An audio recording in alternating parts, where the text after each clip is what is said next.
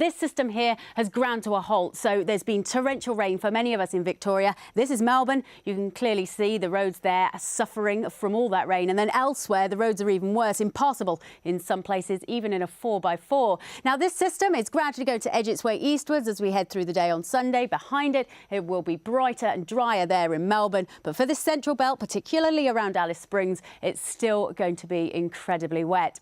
Now, heading up towards the States here, of course, we've just seen our winter storm, and this is still the trailing leg of that. That's where we're now seeing problems with freezing rain and sleet and snow. But elsewhere, even where we don't normally see wintry weather, we've been suffering as well. That does include Dallas in Texas. These icy roads clearly had a lot of freezing rain and then some snow. We've got around 2 or 3 centimetres. And for Dallas, that's where the Super Bowl is on Sunday. It does look like the skies have cleared there, but I think there could be a few more flurries as we head through Sunday.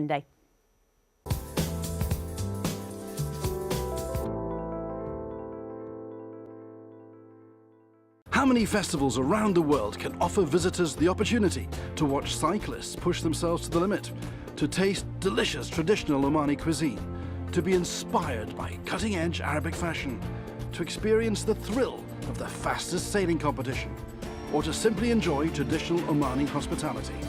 Whatever you choose to do, the whole family will be inspired by an event rich in experiences. The Muscat Festival. It's here, January 27th to February 24th. As China's economic juggernaut thunders ahead, critics claim this growth exacts a heavy toll. 101 East examines the environmental and human costs of this economic powerhouse. 101 East at this time on Al Jazeera.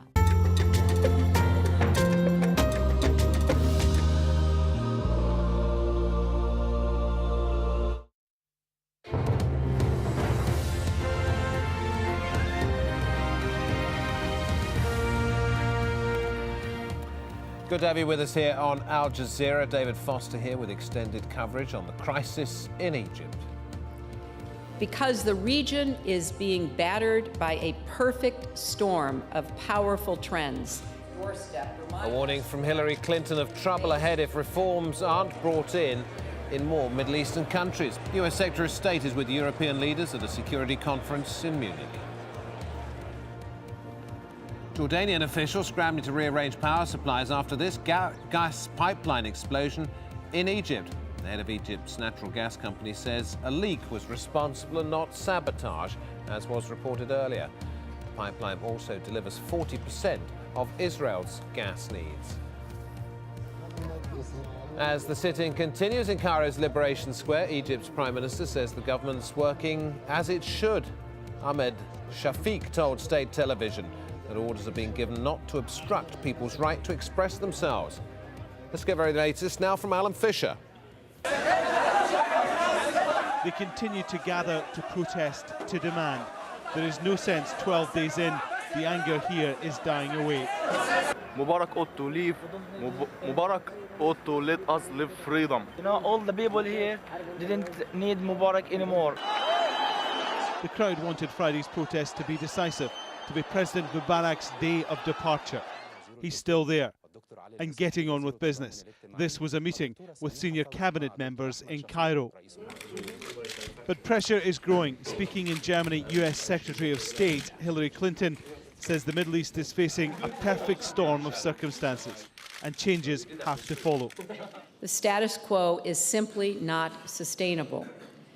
So for all our friends, for all the friends in the region, including governments and people, the challenge is to help our partners take systematic steps to usher in a better future. Speaking on Egyptian state TV, the Prime Minister says things are slowly returning to normal. I mean, for every day that goes, stability returns and we are more hopeful. We no longer see the events happening like last Friday, and security forces are gradually returning. Today you don't hear about more clashes, which shows that generally things are getting better. The opposition itself is very divided, but this doesn't mean that we won't talk to all parties. In the end, the main thrust of their demands is the same. One of those groups in the square, the Muslim Brotherhood, says the agenda has always been clear. This revolution is the people's revolution, and it is not a religious revolution. We want a civilian state from the will of the people and not religion. The army has been asking the protesters to remove the barricades with the promise the square will be protected. For the moment, the barricades remain, and so do the people. Alan Fisher, Al Jazeera. Let's hear from Abdul Rahman Youssef. He's a youth activist, and he had a meeting with the Egyptian Prime Minister Ahmed Shafiq late on Friday. He was representing Mohammed el-Baradei's movement for change. And I asked him what was discussed at that meeting. We conveyed to him a message relating to the terms for starting negotiations. Two conditions. One is President Mubarak to step down, whether materially or politically, by way of delegating his powers and authorities to his vice president, as per Article 139 of the Egyptian Constitution. The second condition was relating to the investigations for incidents that took place, and also to acknowledge and admit the revolution by way of two steps.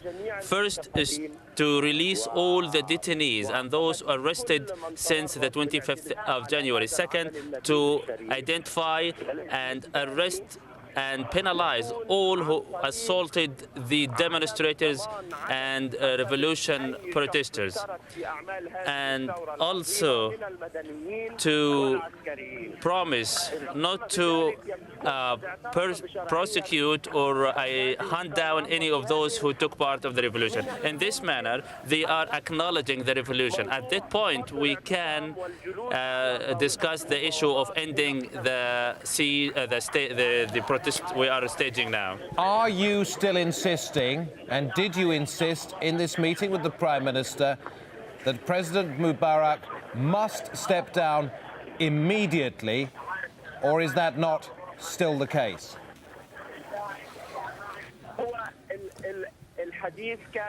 We spoke about the timings. The president is leaving anyway, whether now or in a few months, but we believe it should take place now, either by leaving the office and leaving the country, or at least by way of delegating his powers and authorities to the vice president as per Article 139 of the Constitution. And in this case, we will then negotiate the issue of ending our protestation. What did the Prime Minister say when you said Mubarak must go now?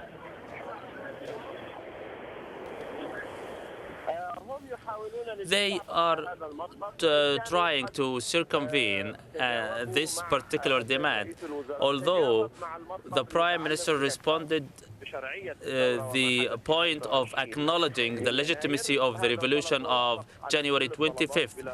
He answered and agreed to all the demands without any reservation.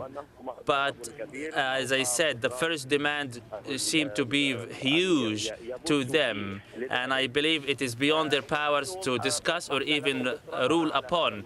However, we expressed that we are adamant to achieve and materialize this demand, and this revolution will not come to an end unless this condition is met. Otherwise, we will heading to further escalation. Do you understand that some people are saying there appears to be no focus to the demonstration, no real end purpose other than the removal of Mubarak? Removing Mubarak is the first obstacle which we should surmount in order to engage in negotiation. We explained and conveyed a clear message to the Prime Minister from different people from the spectrum from various people here. We should not, or we cannot engage in any negotiation for laying down the foundation of new era in Egypt before Mubarak steps down. But what happens if he says, I'm not going? I believe at this point, and if this demand is not answered, this crisis will deepen, and instead of seeing any light at the end of the tunnel, we will head to further escalation. Well, that was Abdul Rahman Yusuf, youth activist who's been in Tahrir Square, went for a meeting with the Egyptian Prime Minister late on Friday night. He was representing at that meeting, he says, Mohammed al-Baradei, former head of the UN's nuclear watchdog. And al-Baradei set up a coalition of political forces and movements. I refer to it as the Movement for Change. Wrongly, it is, of course, the National Association for Change. Critics do say, though, that Mr al-Baradei came to the protest movement too late.